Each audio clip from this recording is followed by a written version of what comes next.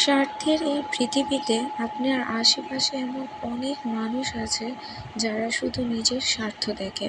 আর এইসব মানুষকে আপনি যদি আপনার কলিজা কেটে ধুয়ে রান্না করেও খেয়ে দেন, তারপরেও কিন্তু তারা কখনো শুকরিয়া আদায় করবে না, বরং তারা আপনার দোষ খুঁজবে, আপনাকে নিচু করার চেষ্টা করবে, আপনাকে এমনভাবে কথা বলবে যে আপনার বুক চেড়ে ফাড়ফাড় হয়ে যাবে, কিন্তু আপনি তাদের মতন বলতে পারবেন না। আর তারা এই সুযোগটা নিয়েই সবসময় এগিয়ে যায় এবং তারাই সমাজে সবার কাছে পছন্দের। তাদের ব্যবহার খুব মিষ্টি হয়, যেন তাদের অন্তরের কথা শুধু তারাই জানে যারা তার সাথে খুব কাছ থেকে মেশে।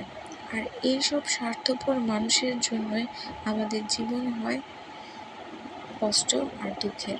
আর এইসব মানুষ থেকে যদি আমরা দূরে থাকতে না পারি, তাহলে কিন্তু আমাদের জীবনে কোনো শিক্ষাই আসবে না। এই স্বার্থপর মানুষেরাই কিন্তু এমনভাবে কথা বলে যে মানুষের কলিজা ছেদ করে দেয়।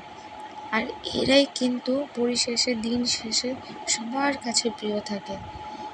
তাই এইসব মানুষকে আমাদের সবার জীবন থেকে যেন আল্লাহ পাক দূরে সরিয়ে রাখে। আমিন।